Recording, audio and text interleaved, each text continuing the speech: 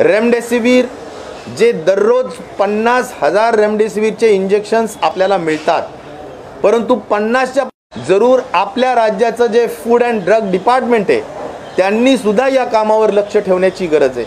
आणि मी स्वतः सातत्याने व्हिडिओज करून पाठवलेत। आजही माझ्या या पीसीच्या माध्यमातून मी सांगू इच्छितो की सर्व प्रायव्हेट डॉक्टर्सनी रेमडेसिवीरचा यूज हा ट्रीटमेंट प्रोटोकॉल जो 23 मार्चला आपल्या टास्क कमिटीनं जे काही निर्गमित करण्यात आलेलं आहे, ज्याच्यामध्ये विगतवारी केलेली आहे की ABCDE अशा 5 पद्धतीचे रुग्ण असू शकतात, तर A, B आणि C ला रेमडेसिवीर वापरू नये अशा परिस्थितीत सांगितलेलं असताना सुद्धा कदाचित गव्हर्नमेंटचे डॉक्टर्स पाळतायत, पण प्रायव्हेटच्या डॉक्टर्सवर कंट्रोल नाही आहे। आणि म्हणून मी या निमित्ताने प्रायव्हेटच्या डॉक्टर्सला सांगेल, IMAला सांगेल की अशा पद्धतीनं इररॅशनल वापर रेमडेसिवीरचा करू नका, रॅशनली वापर करा, जे सांगितलं त्या पद्धतीनं करा। विनाकारण तुमचे बिल वाढावे म्हणून तुम्ही अशा पद्धतीचं लोकांना रेमडेसिवीर देण्याचं विनाकारण प्रकार करू नका। काही अनेक गोष्टी आहेत की ज्याची चाचणी करू नये। आता डी डायमर असेल, IL-6 असेल, फेरिटिन असेल, हे A, B आणि C साठी फार आवश्यक नाही, तरीसुद्धा त्या बाबतीतसुद्धा चाचण्या करायला लावतात आणि पेशंटला विनाकारणचा खर्च येतो। कारण महात्मा ज्योतिबा फुले जन आरोग्य योजनेमध्ये या संदर्भातल्या बाबी अंतर्भूत नसल्यामुळे पेशंटला हे पैसे भरावे लागतात। आमची काळजी आहे की पेशंटला पैसे लागू नये। रेमडेसिवीरच्या बाबतीत काही ठिकाणी आता कमी पडत असल्यामुळं हा नैसर्गिक नियम आहे की रेमडेसिवीरचा भाव हा 4,000, 4,500, 3,500 असा करण्यात येतो। वास्तविक रेमडेसिवीर हे 1,100 रुपयाच्या पुढे विकू नये। 1,100 ते 1,400 तुमचं ट्रान्सपोर्ट अन्य काही गोष्टी पकडल्या तरीसुद्धा 1,400च्या वर विकू नये असं असोसिएशनला एकत्र करून जिल्ह्यामध्ये आपण ठरवलं, पण दुर्दैवाने ते पालन करण्याचं चित्र आपल्याला पाहायला मिळत नाही। त्याचं मला मनापासूनचं दुःख आहे। आणि म्हणून मी या ठिकाणी डॉक्टर शिंदेंच्या अध्यक्षतेखाली एक कमिटी गठीत केलेली आहे। त्या कमिटीचा 2 दिवसात रिपोर्ट येईल आणि तो रिपोर्ट आल्यानंतर जी प्राईस फिक्स होईल साधारणपणे 1,100 ते 1,200, 1,400च्या रेंजमध्ये होईल, ती कॅपिंग राहील। आणि ज्या पद्धतीनं एपिडेमिक डिझीज ॲक्ट आणि डिझास्टर मॅनेजमेंट ॲक्ट यांच्या ज्या तरतुदी आहेत त्या तरतुदीच्या अनुषंगाने हे जर कॅपिंग आज आपण डिक्लेअर केलं, नोटिफिकेशन केलं, तर त्याचं उल्लंघन करणाऱ्यांवर अतिशय कठोर कारवाई केली जाऊ शकते। आणि म्हणून माझं सगळ्या स्टॉकिस्टला विनंती आहे, फार्मसिस्टला विनंती आहे की एपिडेमिक आहे, महामारी आहे, लोक त्रस्त आहेत, लोकां भयभीत आहेत आणि अशा परिस्थितीत आपण नफेखोरीच्या भानगडीत पडू नका।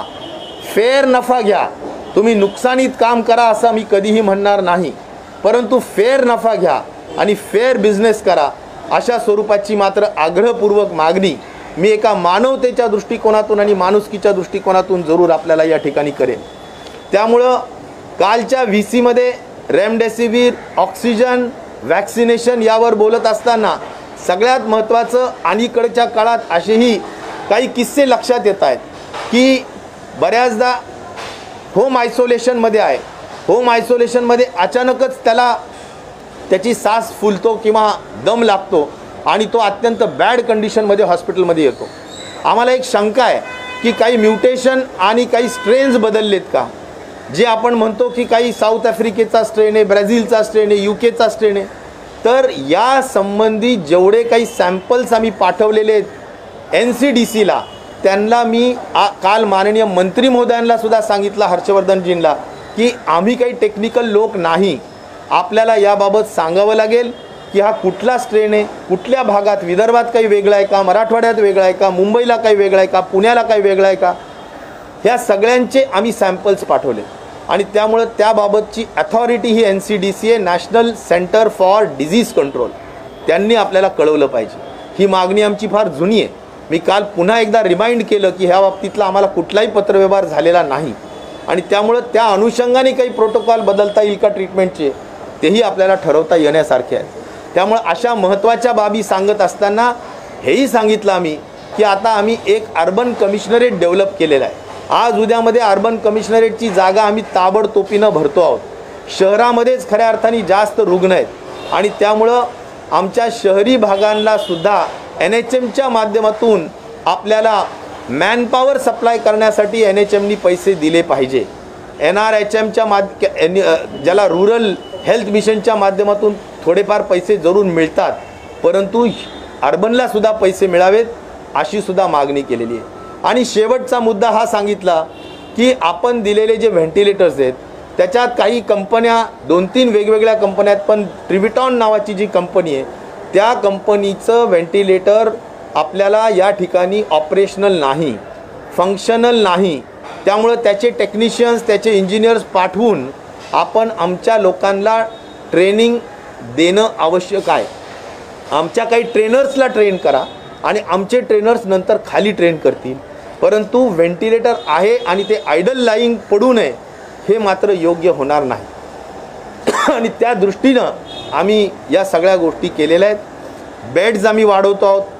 आज मुंबईला आणि त्याचबरोबर पुण्याला जरा अडचणीची विषय जरी असला तरी माझ्याजवळ संख्या आहे की साधारण प्रत्येक ठिकाणी बेड्स उपलब्ध आहेत, नाही असं नाही.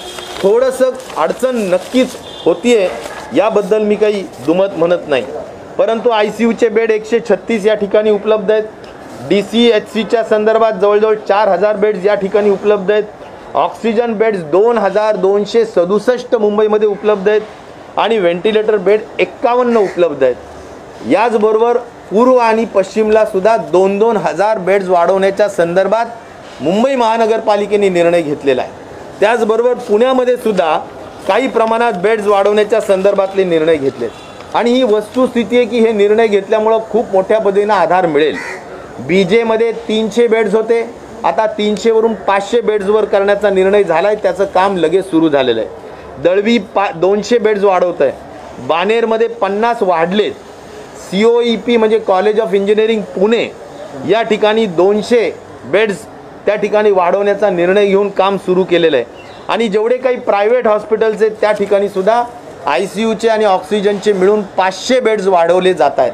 त्यामुळं गरजेप्रमाणे बेड्स मोठ्या संख्येने वाढवण्याची व्यवस्था हे नुसतं पुणे आणि मुंबई पुरतंच नाही तर नाशिक असेल, नागपूर असेल त्या ठिकाणी केलं जातं आहे. मी निश्चित प्रकारे सांगेल की काही प्रमाणात अडचणी ऑक्सिजन रेमडेसिवीर सारख्याच्या आहेत, पण त्याच्यावर आपण केंद्र सरकारला सुद्धा विनंती करतोय. आपण सुद्धा सारखं या कंपनीला बोलतोय. ऑक्सिजनचं प्रमाण गरज पडली तर इंडस्ट्रीला 0 करून टाकूया. गरज पडली तर जेवढे मोठे ऑक्सिजन कंझ्युम करणारे जे स्टीलचे प्लांट्स आहेत त्याला आपण बंद ठेवूया, परंतु ऑक्सिजन कमी पडू द्यायचं नाही. ज्या ऑक्सिजन रिफिलिंग सेंटर आहेत तिथे आता कडक मॉनिटरिंगची गरज आहे, कारण तिथून रिफिलिंगमधून बरेच लोक इंडस्ट्रीला ऑक्सिजन घेऊन जातात. अशी प्रकार होऊ नये हे कलेक्टर्सला सांगितलं आहे, कमिशनर्सला सांगितलं आहे. मला वाटतं या सगळ्या गोष्टी आता शेवटी एन्फोर्समेंटच्या आहेत, कार्यवाही करण्याच्या आहेत, त्याचबरोबर चांगल्या पद्धतीनं मॉनिटरिंग करण्याच्या आहेत. आणि ह्या सगळ्या गोष्टी निश्चित प्रकारे बघितल्या तर आपल्याला कंट्रोल येऊ शकेल. मला आनंद आहे एका गोष्टीचा